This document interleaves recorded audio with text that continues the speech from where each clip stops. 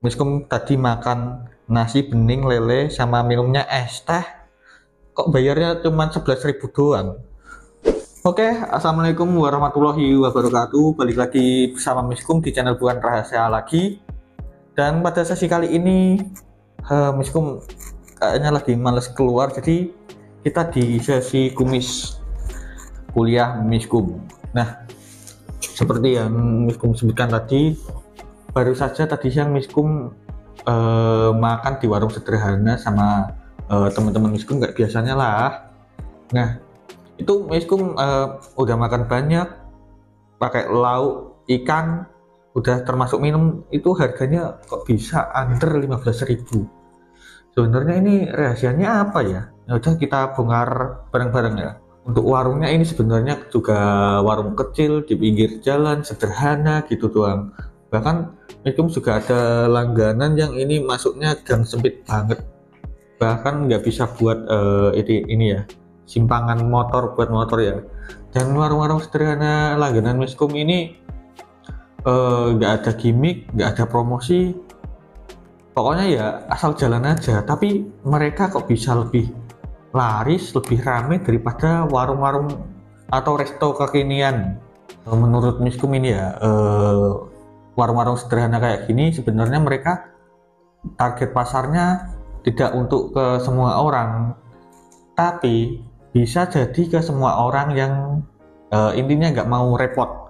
Contohnya anak sekolah atau guru ya. Anak sekolah pagi-pagi harus langsung berangkat sekolah. Guru, apalagi guru yang sudah berumah tangga, nggak sempat masak, jadinya suaminya masak sendiri kayak kameramen. Nah, ini yang bisa disebut menjadi target segmentasi pasar dari ini para yang jualan di warung-warung sederhana kayak gitu. Karena apa? Karena udah simple, rasanya juga masakan rumahan emang kan kebanyakan gitu. Terus harganya ini yang murah meriah banget.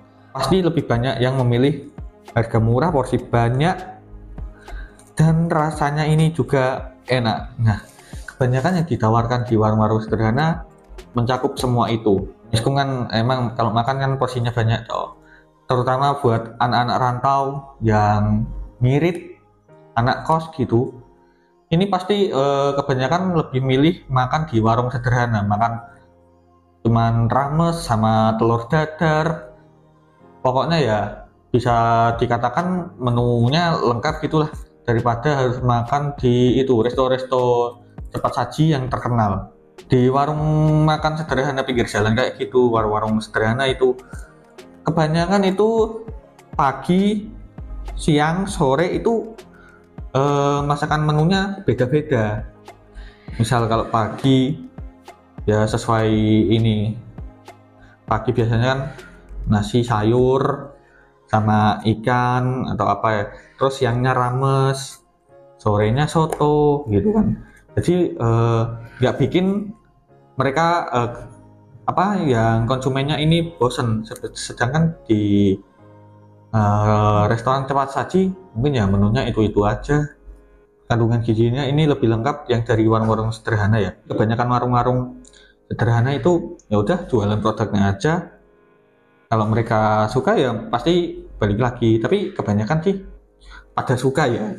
Sobat kulineran yang kuliah atau lagi merantau mungkin tahu ya, kalau udah punya langganan mau kasbon dulu biasanya diperbolehkan kan. Nah, ini juga menjadi salah satu favorit yang mungkin memudahkan. Miskum juga pernah mengalami sendiri sih, pas akhir bulan gitu ya, mending ya kasbon dulu deh di warung langganan. Kalau tepat bayar pasti dikasih terus. Kalau nggak tepat bayar ya disiram aja sama air es.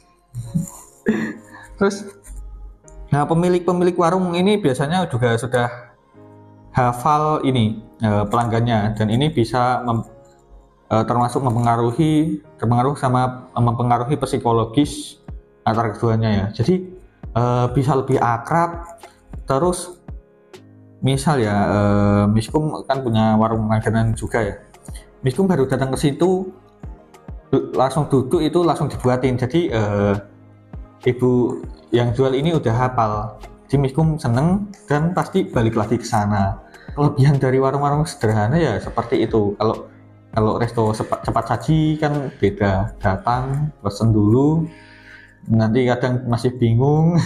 Rumah makan sederhana ini bukan cuma jadi tempat makan, tapi bisa jadi tempat kumpul komunitas. Mungkin ini ya yang jadi kelebihan dari kenapa warung makan itu bisa lebih ramai daripada resto cepat saji. Selain itu, pemilik warung itu juga bisa, ini yang sudah sebutkan tadi, pemilik warung itu bisa mungkin bisa hafal sama nama pelanggannya, bahkan lebih akrab. Warung sederhana ini koneksinya itu langsung mulut ke mulut gitu ya.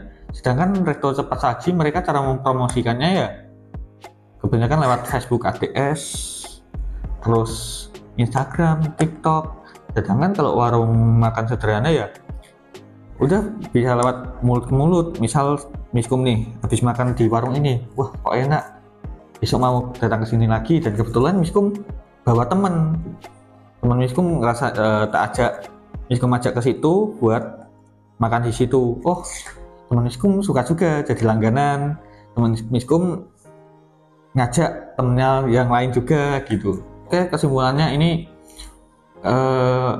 kenapa warung makan sederhana ini bisa lebih ramai daripada warung cepat saji, ya mungkin itu dari segi harga, menu atau masakan, porsi, dan rasa ini bisa lebih unggul. Soalnya yang dijual memang bukan buat jualan di story Instagram atau kebutuhan sosial media, tapi buat mengisi perut.